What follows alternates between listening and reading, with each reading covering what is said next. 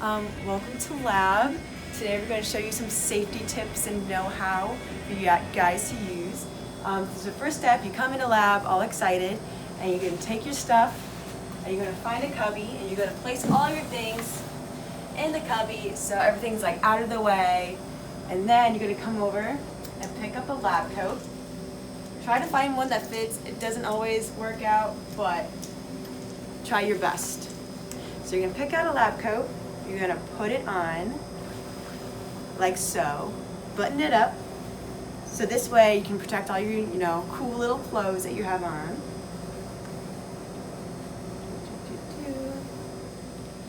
And then once you have it all buttoned up, you're going to come over here to any of these sinks. So there's a sink over there, sink here, or a sink there, and then you're going to wash your hands very thoroughly with soap and warm water.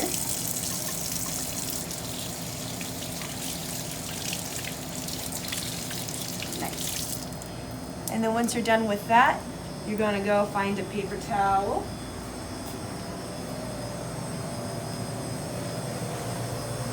Dry your hands off, and then it's always important that you only dispose of the paper towels in the black trash can. Usually we only use paper towels, we only dispose of them in here, and then pretty much all other waste that we use in the lab are going to be disposed in the red bins over there for biohazard waste. After you're done washing your hands and drying them off, it's time to pick up some gloves. So we have 3 sizes here: small, medium, and large.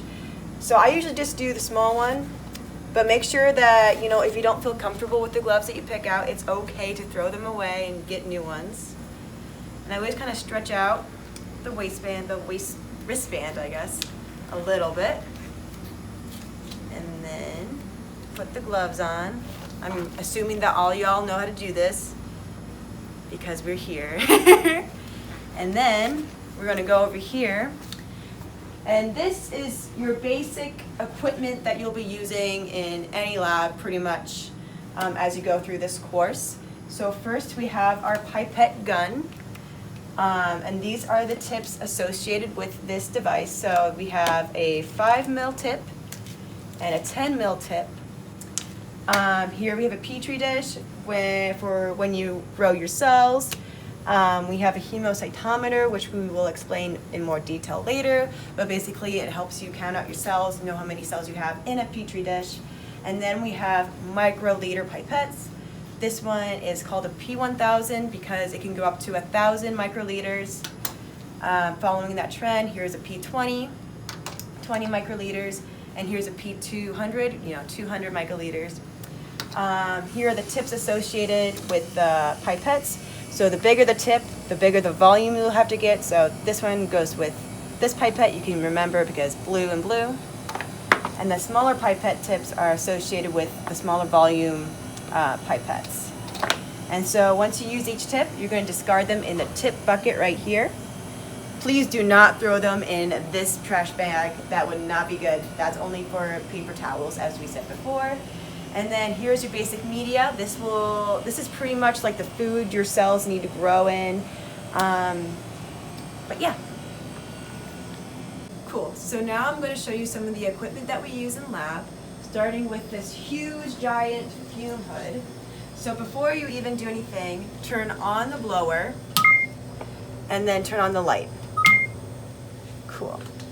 So an important thing to remember with the fume hood is that we want to keep this environment as sterile as possible. So that means we can't lift it all the way up because then a lot of bacteria and debris will get in. So that's why there's this line right here, and you should never pull the glass screen above this line. If you do, it will start beeping at you. It'll be super annoying. No one wants to hear that. So always make sure that with 2 hands, you pull the glass screen up just below that line like that. Cool. And then to keep this environment as sterile as possible, we'll be using ethanol to disinfect and then also chem wipes to wipe down the hood. So just grab some chem wipes and your ethanol. And then I like to just squirt a little bit on my Chem Wipe as well. Take one hand and start from the back and get as much surface area covered with ethanol as possible. Cool. And then once you're finished with the Chem Wipe, you can dispose of that in the red biohazard bin. And then once you're done with the fume hood, make sure to wipe down the surface again, sterilizing everything in it. Pull down the glass screen. Turn off the light and the blower. Cool. So then, to the left of the fume hood, we have our incubator. This will be like this is where you put your cells in to grow. This is like the ideal environment. So since your cells are going to be placed in here, we want to keep this area as sterile as possible as well. Cool. So coming back to your bench workstation, we have the microcentrifuge. So you have to turn it on with the switch in the back. You can open it, twist off the little top, like that. And then an important thing to remember is that you have to have equal numbers of tubes to have the centrifuge work. As in, like, you need to have a balanced tube if you have an odd number of samples. So you place one here, another one here. And if you need to make a balanced tube, feel free to grab an extra tube and then fill it with water to match your sample volume. So you put those tubes in, you put the cap back on, and then you can shut it and then spin it for as long as you want. It'll usually be like a few seconds though, so won't be too crazy. And then moving on to the top shelf, we have our heat plate. You'll use this to speed up reactions. So you just take your sample, you put it into one of these notches, and then you'll heat it up for as long as you need to go.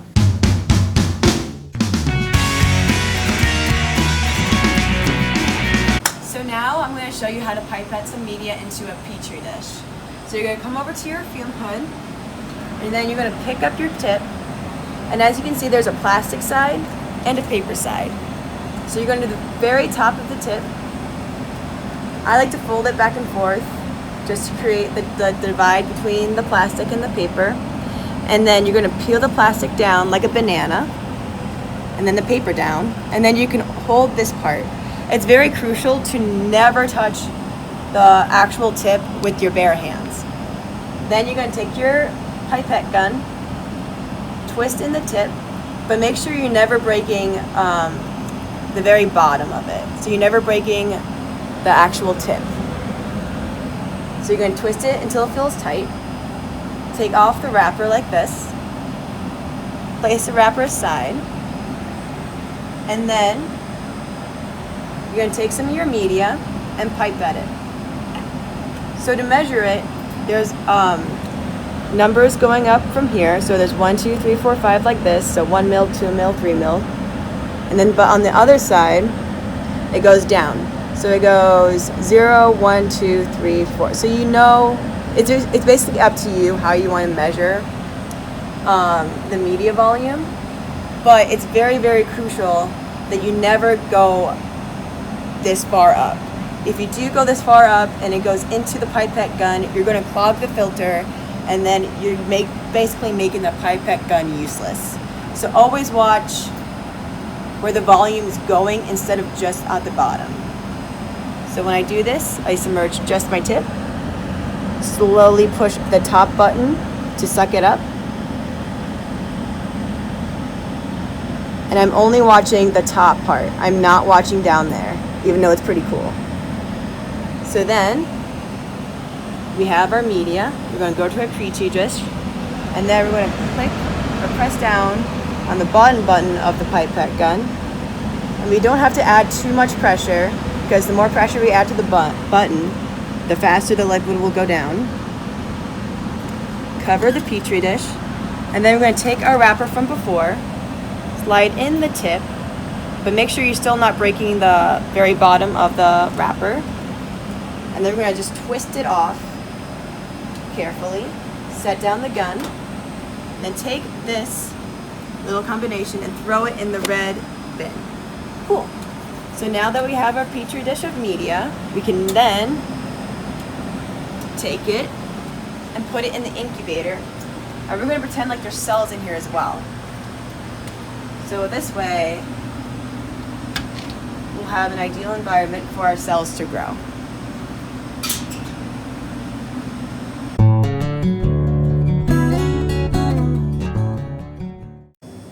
So the next thing we're going to talk about is a hemocytometer. It is used for counting cells. So as you can see, there are two ridges right here, and a cover slip that comes with it as well. So put the cover slip so it is symmetrical with the two ridges and also the two notches right here and right here. Then taking a pipette, the P20, add 10 microliters of your solution to it.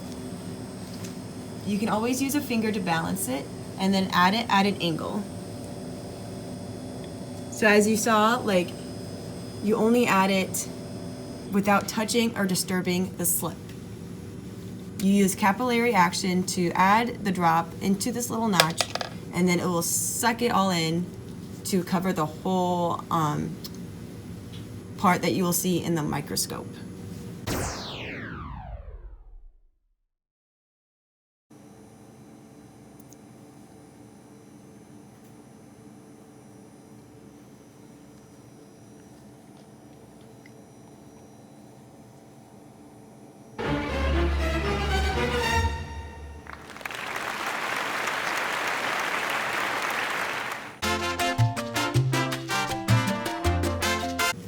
And then you just dispose of your tip in the tip bucket. Then after that, you bring it to the microscope to look at.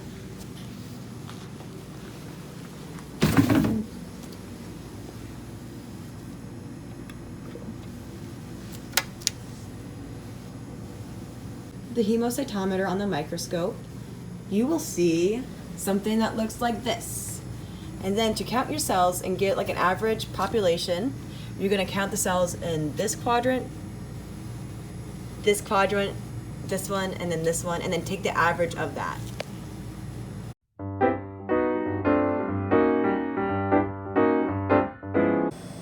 Hi, so now we're going to talk about something that is super important for you guys during Lab 3. So we're going to talk about gel electrophoresis. So first you're going to get this mini gel tank. This is your chamber. And then to assemble it together, we're going to take this plastic component and we're going to insert it on this side of the chamber. And we're going to take the other plastic component and insert it on this side of the container. You will know which side to put it on because these notches need to be on the opposite sides of each other to have it to have the current flow through the gel. So the next step is to get your gel ready. So we will provide you guys with these nifty little already pre-made gels. You're just going to cut the plastic off, and then you're going to carefully reach in and then grab the gel very carefully. And then you'll dispose of this in the red biohazard bin. Okay, so then you're going to flip your gel over so that you see this tape. And so it is very, very important that you make sure to peel the tape off because you want the current to flow all the way through. And that will happen when you peel it off. Then you're going to flip your gel over. And then you're going to very carefully, with both of your thumbs, slide it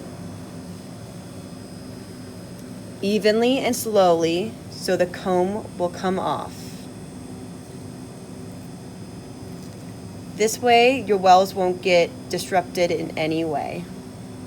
So now that you have your comb off, you can dispose of this in the red biohazard bin as well. You're going to take your gel and you're going to slide it carefully in. And you want the wells to be facing you. So once the gel is in, you just snap the plastic part closed so everything is very stable and in place. And once you have both of your gels in, you're going to take your buffer and then you're going to fill it on the front part of your gel to this fill line. And then you're gonna have to turn it around and fill this part just about like halfway full. Cool. So once you have your buffer and your gel all locked in place, you're gonna take the lid and then snap it on. And as you can see, these black little knobs align with these notches. So you can double check if you have everything in place.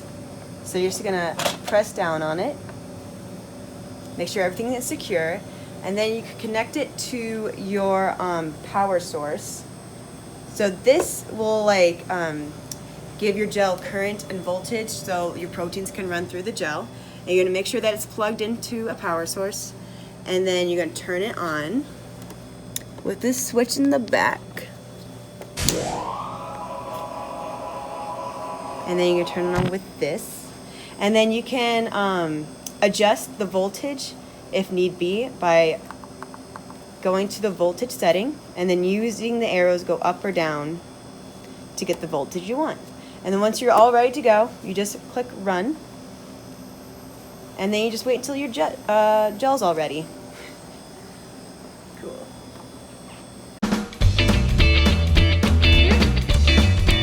I'm going to show you how to take off your gloves. So congratulations, you finished your experiment. So the biggest thing to remember is never touch the exterior of your glove with your bare hand. So first, we're going to take one hand, pinch a part of our glove on the outside, take it off like that, and then we're going to take the ungloved hand, take a finger, slide it underneath the other glove, and slide it off like that. So then, to dispose of our gloves, we never put it in the trash can, the black bagged trash can. Instead, we put it in the red biohazard bin. Cool. Just wash your hands with soap and water. Again, throwing the paper towels only in this trash can. Take off your lab coat, and then you're checking with your instructor, and then you're free to go.